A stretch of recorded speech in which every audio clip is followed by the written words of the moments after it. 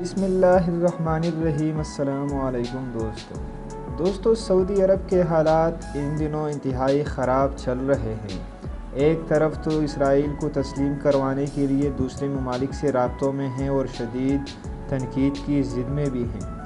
امریکہ سے بھی تعلقات بہتر کر دیے ہیں اور مسلمان ممالک کی جانب سے سعودی عرب کو انتہائی سخت نظر سے دیکھا جا رہا ہے۔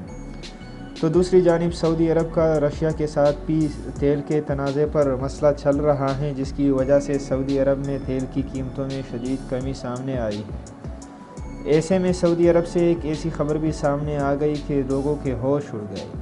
سعودی عرب سے خبر سامنے آئی ہے کہ محمد بن سلمان کے والد شاہ سلمان بن عبدالعزیز ال سعود انتقال کر گئے ہیں، اور موجودہ حالات کے تناظر میں جو حالات سعودی عرب کے آج کل چل رہے ہیں، اس تناظر میں ان کی موت کی خبروں کو چھپایا جا رہا ہے، کیونکہ ان کے اپنے سگے رشتہ دار محمد بن نائف اور ان کا سارا ٹولہ محمد بن سلمان کی حکومت کو ختم کرنے کے در پہ ہیں اور ایک نئی اقتدار لانا چاہتے ہیں۔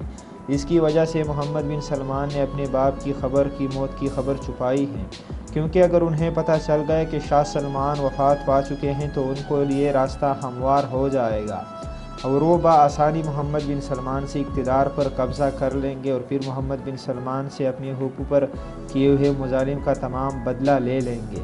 اس لیے محمد بن سلمان بھی خوف کا شکار ہے۔